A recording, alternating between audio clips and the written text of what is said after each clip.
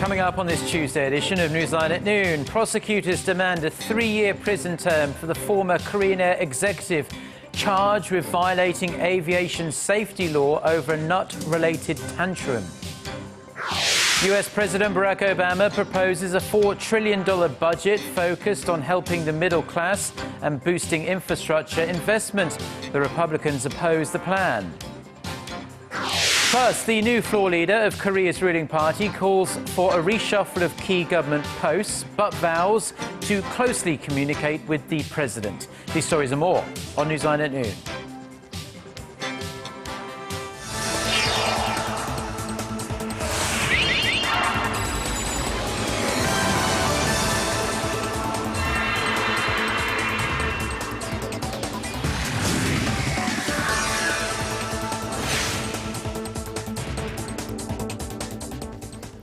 It's noon Tuesday, February 3rd here in Korea. Thanks for tuning in. Live from Seoul, I'm Eoh Jin-joo. It's very good to have you with us. I'm Mark Broome. Our top story this afternoon, the trial that has gripped Korea is edging towards its potentially dramatic end.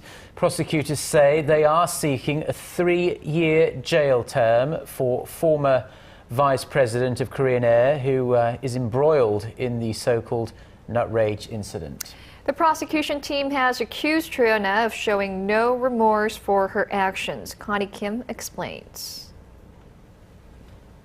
Prosecutors are seeking a 3-year jail term for the former vice president of Korean Air for her actions in the so-called nut rage incident. Choyeon is charged with violating aviation safety regulations, coercion, and interference in the execution of duty after she ordered a senior crew member off a Seoul-bound flight in New York because her nuts were served in a bag instead of on a plate. She had also ordered the plane to return to the gate. Cho said she is sorry for her hasty behavior, saying the case happened because of her devotion to her work. However, she defended her actions by saying she did not know the chief purser, Park Chang-jin, has law enforcement authority during flight and that ordering him off the plane was a safety risk. Park, who testified Monday, rebutted Cho's claims, saying she treated him and the other flight attendants as feudal slaves and said Cho used violence against him. Cho did admit to using violence against one crew member, but flatly rejected claims that she had hit Park.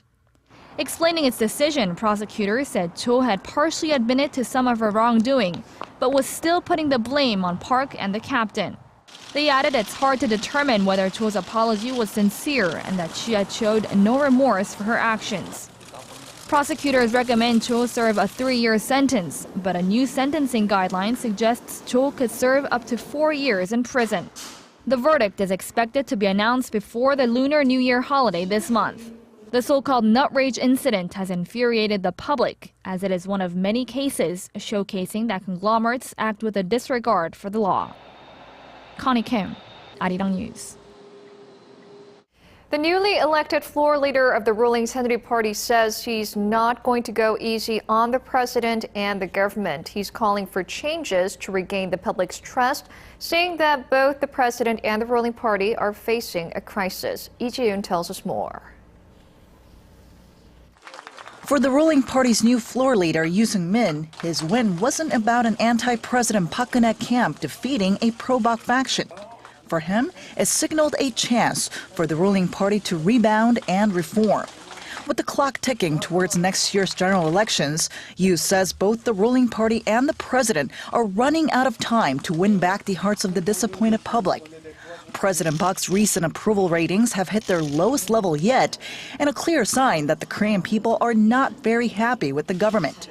So Yoo is calling for policies that center around the people's needs and reforms that reflect the people's desires.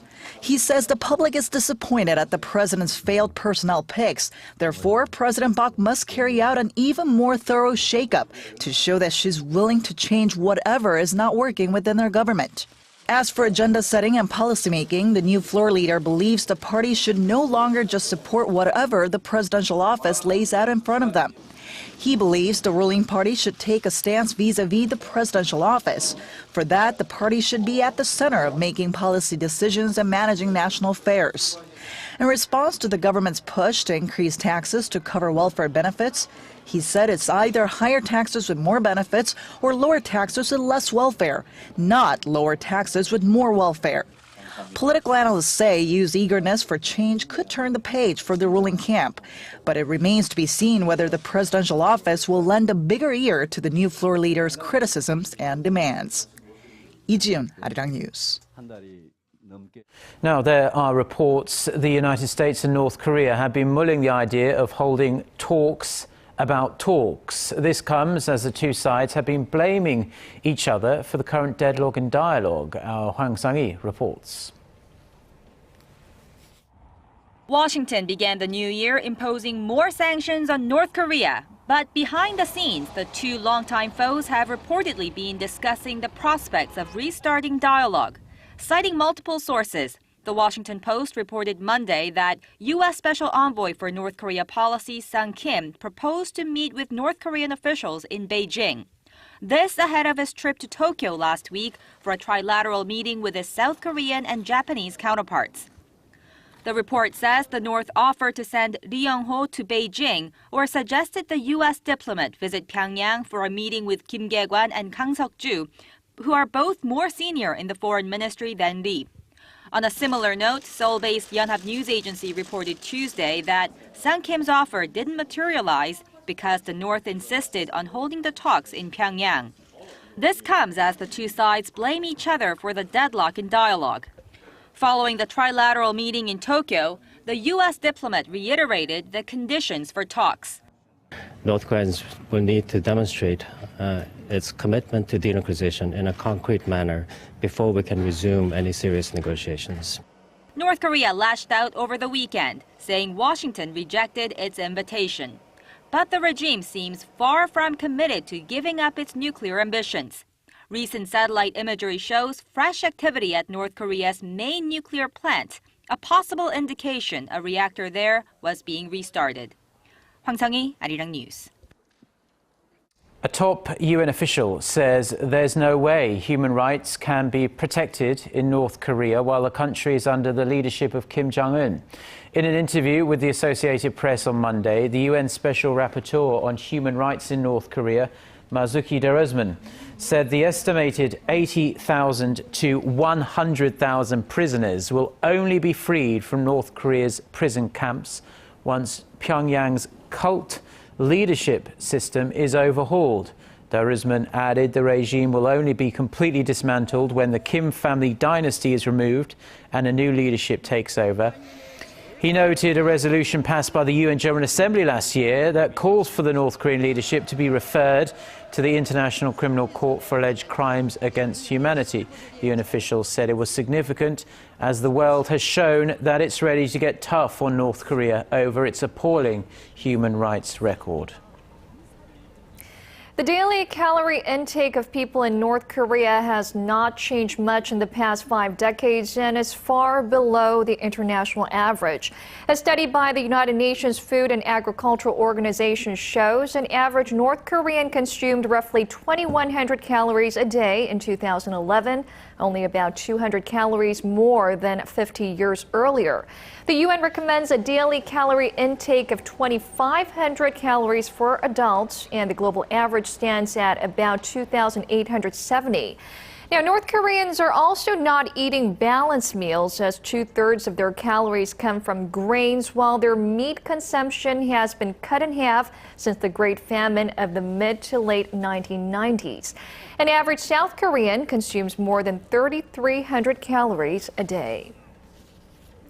Chinese Defense Minister Chang Wen-chien will be in Seoul for a 3-day visit starting this Tuesday, and he is scheduled to hold talks with his South Korean counterpart Han Min-gu on Wednesday.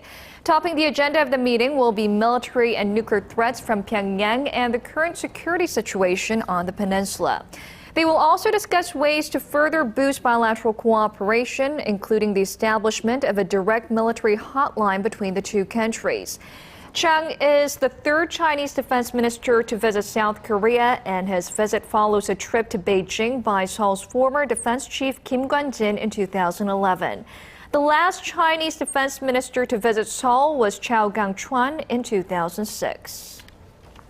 Japanese Prime Minister Shinzo Abe has raised the possibility of Japan's military playing a more active role in rescuing its citizens abroad in the wake of the killing of 2 Japanese men by the extremist terror group Islamic State. Speaking at a parliamentary committee on Monday, Abe said that ensuring the safety of Japanese citizens is a responsibility of the government, and he was the person who holds the most responsibility. He told the committee that he wants to discuss a framework for rescuing Japanese who are in danger in foreign lands. Abe wants Japan to have the right to collective self-defense, easing the country's pacifist laws and allowing Japan's military to fight overseas to help allies under attack. The Japanese leader wants to push through his military reforms this year, if he can. Abe reiterated his condemnation of the militants, the IS militants, and stressed Tokyo was committed to fighting terrorism and that it needs to be able to protect its citizens.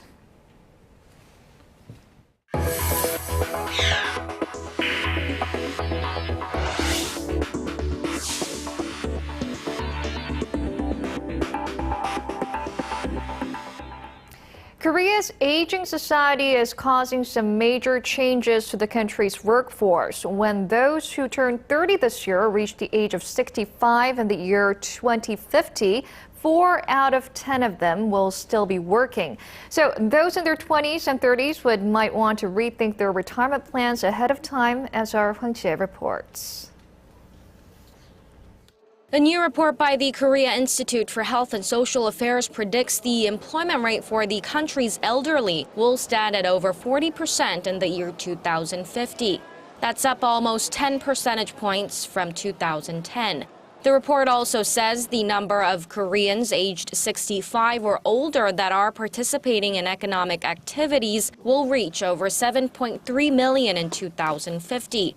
The report says a rising life expectancy, which has forced more and more older people into poverty after retirement, is keeping the elderly in the job market. Statistics Korea says the country's life expectancy will reach 82 in 2020, whereas the age stood at 77 in 2002. Considering that the official retirement age is now 60, the elderly will have to spend around 20 more years without any additional income. Korea has, in fact, one of the most rapidly aging populations among advanced economies, as the country's birth rate remains low. And Korea's statistics agency says the trend will accelerate, with the number of marriages expected to dip to its lowest point last year since 2003. The agency says that the number of marriages will have a direct impact on the country's birth rates in the near future. Hwang Jae, Arirang News.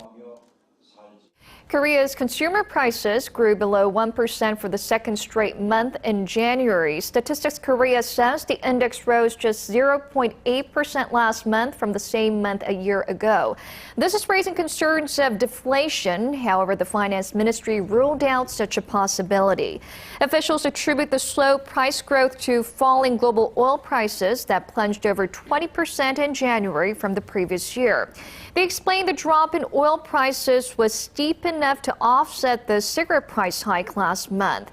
Core inflation, meanwhile, which excludes volatile oil and food prices, rose 2.4% last month from a year earlier.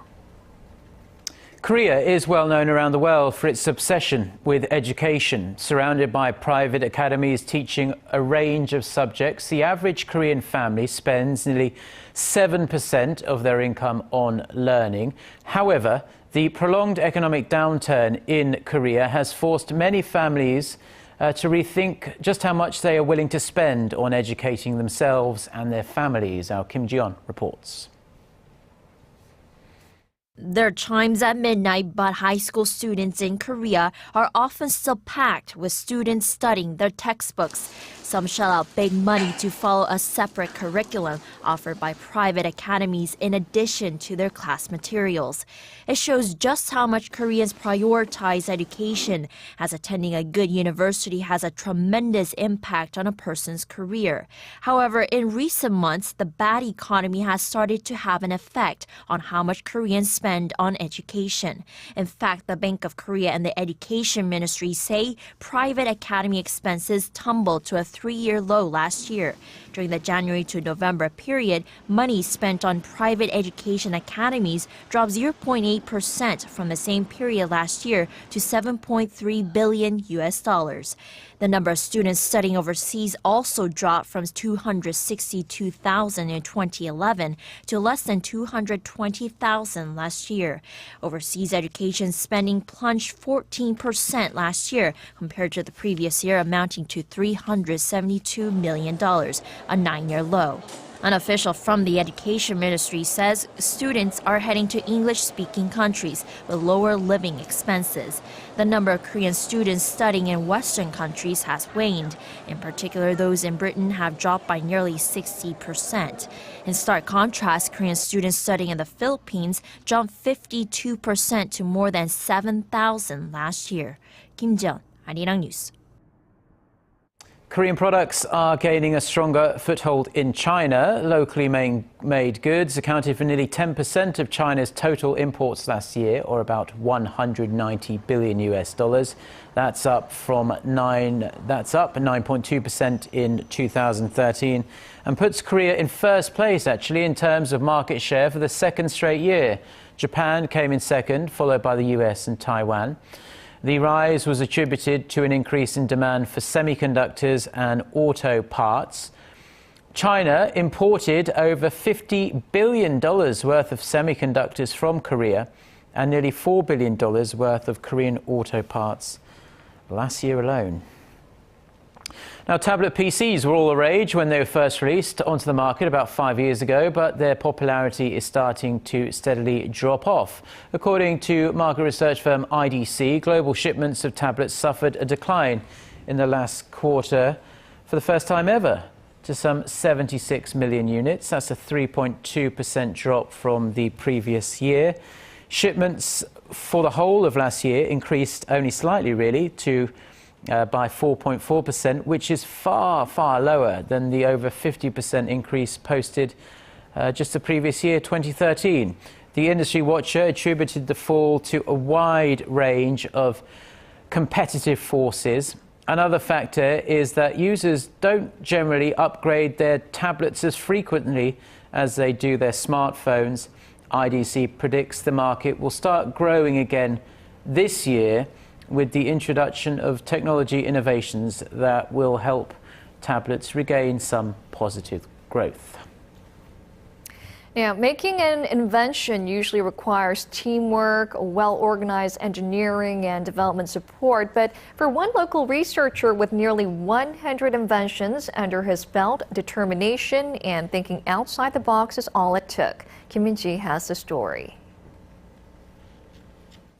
It looks like a scene from Spider-Man.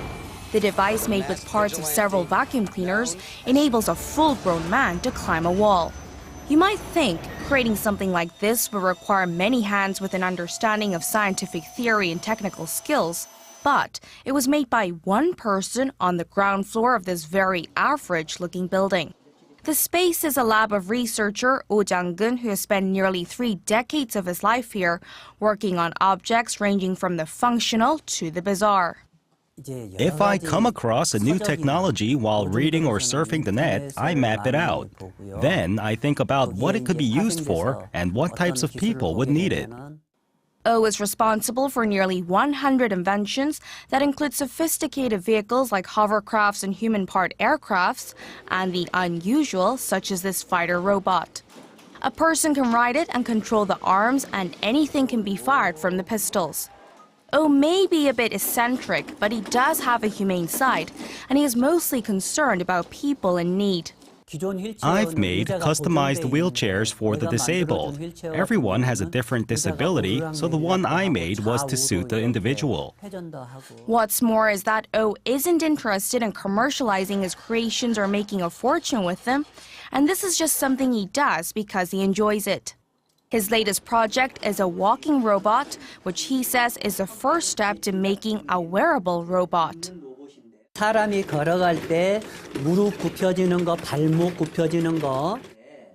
Eoh hopes that someday this smart gadget will boost the strength of those who find it hard to stand, walk, or use their legs. Kim Min-ji, Arirang News.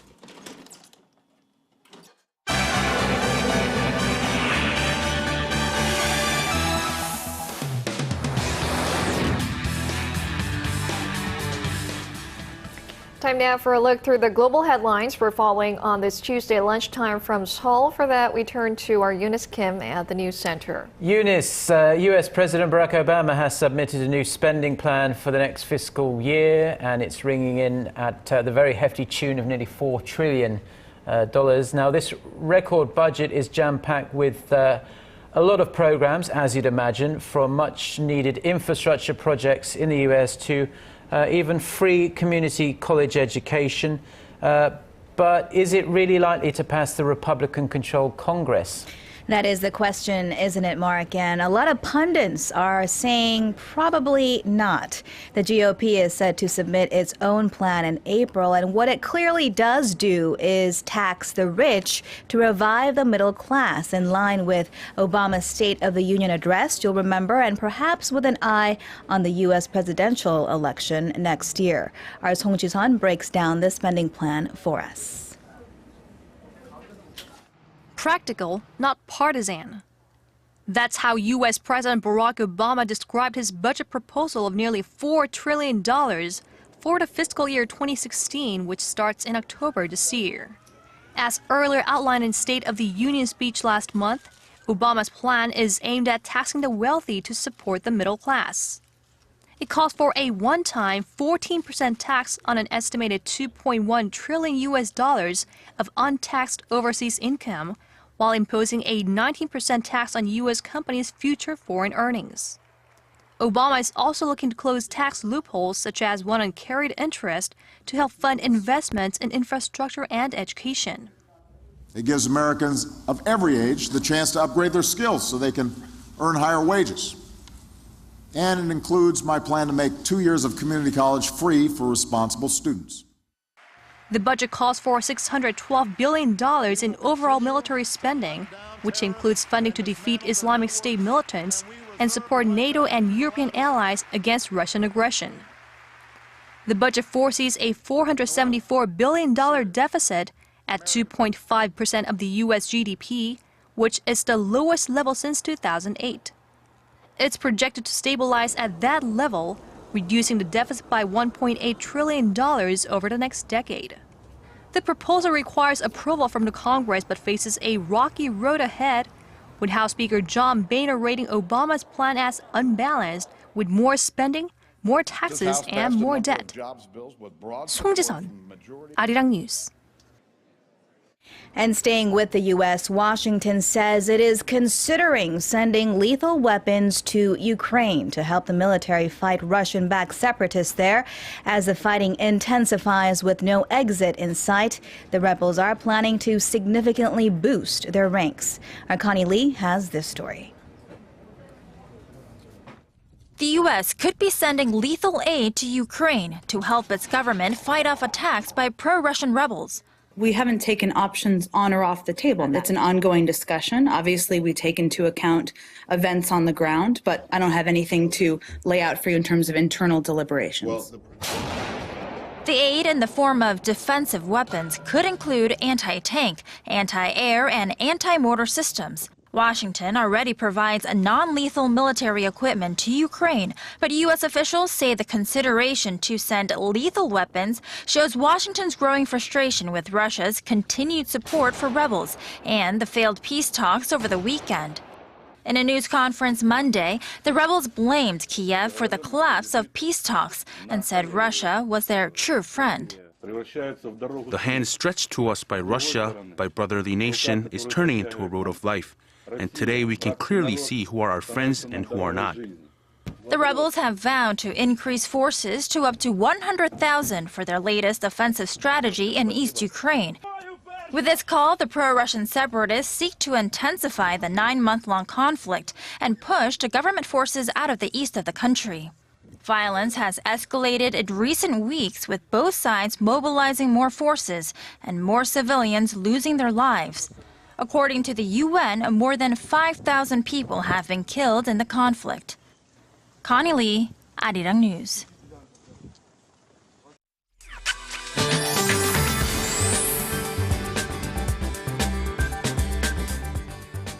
Well, we think of January as mid-winter, but for those who were in Seoul last month, You know how the temperatures were generous enough not to keep us too cold, and the numbers prove it. Average temperature in January was milder than December by 1 degree.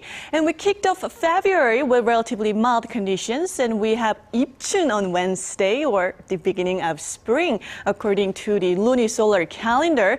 Though the lows will go down a few notches, but the highs will remain on the mild side for today and through the week with a fair amount of sunshine. And as for today's temperatures, the daytime high here in Seoul will climb up to 5, while the top temperatures in Daegu and Gwangju rise to 9 and 8, and Busan peaks at 11 this afternoon. And as for the other regions, Jeju Island will rise to 8, and Daejeon and Dokdo will top out at 6 and 5 respectively. That's all for me today. Have a wonderful rest of the day. Well, thanks very much, Jiyeon, for the weather. And that does it for this Tuesday edition of Newsline at Noon. Join us again at the same time on Wednesday. Thank you for watching.